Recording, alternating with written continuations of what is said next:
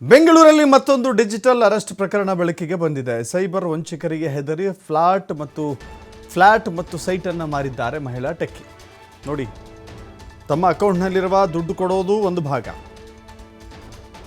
ತಮಗೆ ಬೆದರಿಕೆ ಒಡ್ಡಿದಾಗ ತಮಗೆ ಸಂಬಂಧಪಟ್ಟಂಥ ಫ್ಲ್ಯಾಟ್ಗಳನ್ನು ಸೈಟ್ಗಳನ್ನು ಈ ಸೈಬರ್ ವಂಚಕರು ಎಲ್ಲಿವರೆಗೆ ಬಂದು ತಲುಪಿದ್ದಾರೆ ಅಂತ ನೋಡಬೇಕಾಗಿದೆ. ಮಹಿಳಾ ಟೆಕ್ಕಿ ವೈಟ್ಫೀಲ್ಡ್ನ CN ಠಾಣೆಗೆ ಮೋಸ ಹೋಗಿದ್ದಾರಲ್ಲ, ಅವರು ದೂರು ಕೊಟ್ಟಿದ್ದಾರೆ. ವಿಜ್ಞಾನ ನಗರದ ನ್ಯೂ ತಿಪ್ಪಸಂದ್ರ ನಿವಾಸಿ ಬಬಿತಾ ದಾಸ್ ದೂರು ಕೊಟ್ಟಿದ್ದಾರೆ. ಕೆಲ ತಿಂಗಳುಗಳ ಹಿಂದೆ ಮುಂಬೈ ಪೊಲೀಸರ ಸೋಗಿನಲ್ಲಿ ಟೆಕ್ಕಿಗೆ ಕರೆ ಮಾಡಿದ್ರು. ಕೊರಿಯರ್ ನಿಮ್ಮ ಆಧಾರ್ ಕಾರ್ಡ್ಗೆ ಲಿಂಕ್ ಆಗಿದೆ ಅಂತ, ನಾವು ಈಗ ನಿಮ್ಮನ್ನು ಅರೆಸ್ಟ್ ಮಾಡ್ತಾ ಇದ್ದೀವಿ ಅಂತ ಬೆದರಿಕೆನ ಒಡ್ಡಿದ್ರು. ನಾವು ಹೇಳಿದಷ್ಟು ಹಣ ನಮ್ಮ ಖಾತೆಗೆ ಹಾಕಬೇಕು, ಇಲ್ಲದಿದ್ದರೆ ನಿಮ್ಮ ಮಗನ ಜೀವಕ್ಕೆ ಸಮಸ್ಯೆ ಅಂತ ಹೇಳಿ ಬೆದರಿಕೆ ಒಡ್ಡಿದ್ರು. ಅರೆಸ್ಟ್ ಆಗುವ ಭಯದಲ್ಲಿ ಕದೀಮರ ಮಾತು ಕೇಳಲೇಬೇಕಾದಂಥ ಸ್ಥಿತಿಗೆ ಆ ಟೆಕ್ಕಿ ಬಂದಿದ್ರು. ಸೈಬರ್ ವಂಚಕರಿಗೆ ಹಣ ಕೊಡಲಿಕ್ಕೆ 2 ಸೈಟ್ ಮಾರಿದ್ದಾರೆ, ಫ್ಲ್ಯಾಟ್ ಮಾರಿದ್ದಾರೆ. ಅಷ್ಟೇ ಅಲ್ಲದೆ ಬ್ಯಾಂಕ್ನಲ್ಲೂ ಲೋನ್ ತೆಗೆದುಕೊಂಡಿದ್ದಾರೆ. ಬರೋಬ್ಬರಿ 2 ಕೋಟಿ ಹಣವನ್ನು ಕಳೆದುಕೊಂಡಿದ್ದಾರೆ ಮಹಿಳಾ ಟೆಕ್ಕಿ. ನಂತರ ಮೋಸ ಹೋಗಿರೋದು ಗೊತ್ತಾಗಿ ಸೈಬರ್ ಠಾಣೆಗೆ ದೂರು ಕೊಟ್ಟಿದ್ದಾರೆ.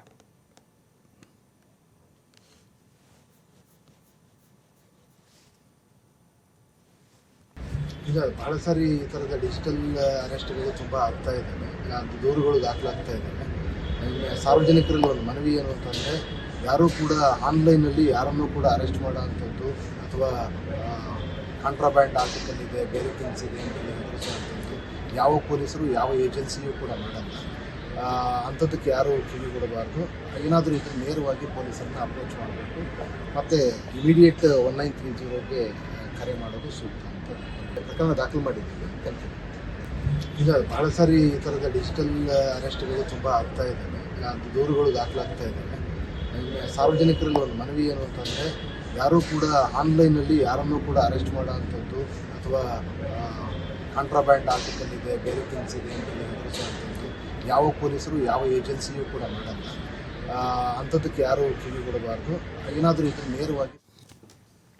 ಮತ್ತಷ್ಟು ಮಾಹಿತಿ ನಮ್ಮ ಪ್ರತಿನಿಧಿ ಸಂತೋಷ್ ಪಟೇಲ್ ಇರ್ತಾರೆ. ಸಂತೋಷ್, ಹೇಳಿ ಕೇಳಿ, ಇವರೊಬ್ಬ ಟೆಕ್ನಾಲಜಿ ಎಷ್ಟು ಮುಂದುವರೆದಿದೆ, ಅನೇಕ ಕಡೆಗಳಲ್ಲಿ ಈ ಸೈಬರ್ ವಂಚಕರು ಏನೆಲ್ಲ ಡಿಜಿಟಲ್ ಅರೆಸ್ಟ್ ರೂಪದಲ್ಲಿ ಏನೆಲ್ಲ ಬೆದರಿಕೆಗಳನ್ನು ಒಡ್ಡುತ್ತಾರೆ ಅಂತ ಗೊತ್ತಿದೆ. ಆದರೂ ಕೂಡ ಫ್ಲ್ಯಾಟ್ ಮಾರಿ ಸೈಟ್ ಮಾರಿ ಇಡೀ ಜೀವಮಾನದಲ್ಲಿ ಗಳಿಸಿದಂಥ ದುಡ್ಡನ್ನು ಕಳೆದುಕೊಂಡಿದ್ದಾರೆ ಅಂದರೆ ನಿಜಕ್ಕೂ ಕೂಡ ಅಚ್ಚರಿ. ಇದು ಏನು ಸೈಬರ್ ವಂಚಕರ ಮಾಹಿತಿ ಏನಾದ್ರು ಸಿಗ್ತಾ ಇದೆಯಾ ಏನು ಅಂತ ಹೇಳಿ?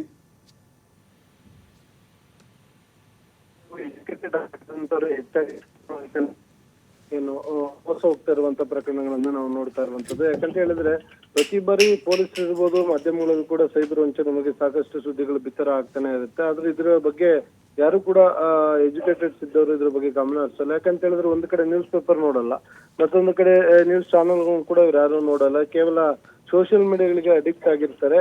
ಸೊ ಹೀಗಾಗಿ ಏನ್ ಆಗ್ತಾ ಇದೆ ಹೊರ ಜಗತ್ತಿನಲ್ಲಿ ಅನ್ನೋದ್ರ ಬಗ್ಗೆ ಜ್ಞಾನದ ಕೊರತೆ ಇರೋ ಹಿನ್ನೆಲೆಯಲ್ಲಿ ಇಂತಹ ಪ್ರಕರಣಗಳು ಹೆಚ್ಚಾಗ್ತಾ ಇರುವಂತದ್ದು. ಒಂದು ವೇಳೆ ಈ ತರದ್ದು ಪೊಲೀಸರು ಅರಿವು ಮೂಡಿಸುವಂತ ಕಾರ್ಯಕ್ರಮಗಳನ್ನ ನೋಡಿದ್ದೆ, ಅದರಲ್ಲಿ ಯಾರು ಕೂಡ ಅಷ್ಟು ಬೇಗ ಅದು 2 ಕೋಟಿ ಹಣವರೆಗೆ ಅವರ ಸೈಟ್ಗಳನ್ನ ಮಾರಿ, ಫ್ಲಾಟ್ ಅನ್ನ ಮಾರಿ, ಅದರ ಜೊತೆಗೆ ಅವರು ಬೇರೆ ಬ್ಯಾಂಕ್ಗಳಲ್ಲಿ ಲೋನ್ ತೆಗೆದುಕೊಂಡು ವಂಚಕರಿಗೆ ಹಣವನ್ನ ವರ್ಗಾವಣೆ ಮಾಡುವಷ್ಟು ಮಟ್ಟಿಗೆ ಯಾರು ಕೂಡ ಮೋಸ ಹೋಗುವಂತ ಪ್ರಮೇಯವೇ ಬರೋದಿಲ್ಲ.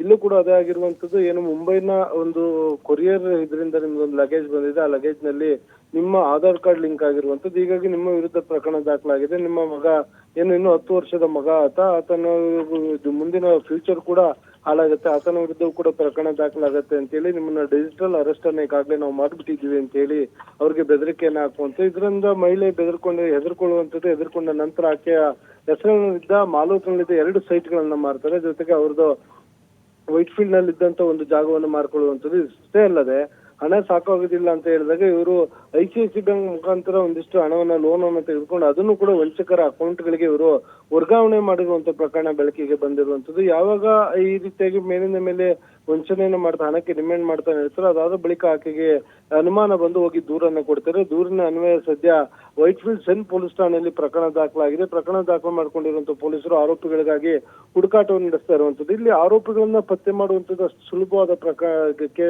ಮಾರ್ಗ ಆಗಿರೋದಿಲ್ಲ. ಯಾಕೆಂತ ಹೇಳಿದ್ರೆ ಯಾವುದೋ ರಾಜ್ಯದಲ್ಲಿ ಯಾವುದೋ ದೇಶದಲ್ಲಿ ಇನ್ನೆಲ್ಲೋ ಕೂತ್ಕೊಂಡಿರ್ತಾರೆ, ಕೇವಲ ಒಂದು ನಂಬರ್ ಅನ್ನ ತೆಗೆದುಕೊಂಡು ಅದರ ಮುಖಾಂತರ ಫೋನ್ ಮಾಡಿ ಇವ್ರನ್ನ ಯಾಮಾರಿಸುವಂತದ್ದು.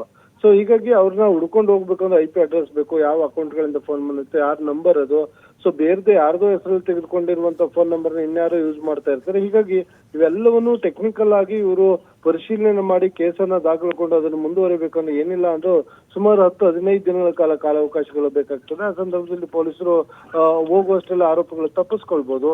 ಒಂದು ವೇಳೆ ತತ್ಕ್ಷಣಕ್ಕೆ ಯಾವ್ದಾದ್ರು ಸೈಬರ್ ವಂಚನೆ ಆದಾಗ ಏನು 193 ಫೋನ್ ಮಾಡಿದ್ರೆ ಆ ಬ್ಯಾಂಕ್ ಅಕೌಂಟ್ಗಳನ್ನ ಫ್ರೀಜ್ ಮಾಡಿದಾಗ ಅದರಲ್ಲಿರುವಂತಹ ಹಣವನ್ನ ಇವರು ಫ್ರೀಜ್ ಮಾಡ್ತಾರೆ, ಯಾರು ಕೂಡ ತೆಗಿಲಿಕ್ಕಾಗಲ್ಲ. ಆದ್ರೆ ಇಲ್ಲಿ ಹಂತ ಹಂತವಾಗಿ ಇವರೇ ಸುಮಾರು 2 ಕೋಟಿ ಹಣ ಹಾಕಿ ಮೋಸ ಹೋಗಿರುವ ಹಿನ್ನೆಲೆಯಲ್ಲಿ ಈ ಪ್ರಕರಣದಲ್ಲಿ ಸದ್ಯ ಪೊಲೀಸರು FIR ದಾಖಲು ಮಾಡಿದ್ರೆ ಆರೋಪಿಗಳಿಗೆ ಶೋಧವನ್ನ ನಡೆಸ್ತಾ ಇರುವಂತದ್ದು. ಇನ್ನಾದ್ರೂ ಎಜುಕೇಟೆಡ್ಸ್ ಗಳು ಹೆಚ್ಚಾಗಿ ಇಂಥ ಸೈಬರ್ ವಂಚನೆಗೆ ಒಳಗಾಗದ ರೀತಿ ಅದ್ರ ಬಗ್ಗೆ ಗಮನವನ್ನು ಹರಿಸಬೇಕು ಮತ್ತು ಒಂದಿಷ್ಟು ಅರಿವು ಮೂಡಿಸುವಂತ ಪೊಲೀಸರೇನು ಅರಿವು ಮೂಡಿಸ್ತಾರೆ ಆ ಕಾರ್ಯಕ್ರಮಗಳ ಬಗ್ಗೆ ಕೂಡ ಇವರು ಅಟೆಂಡ್ ಮಾಡಬೇಕು. ಅಂತ ಸಂದರ್ಭದಲ್ಲಿ ಇದರಿಂದ ಯಾಮಾರುವಂತದ್ದು ತಪ್ಪುತ್ತೆ ಅಂತ ಹೇಳಿದ್ರೆ ತಪ್ಪಾಗಿಲ್ಲ. Thank you Santosh.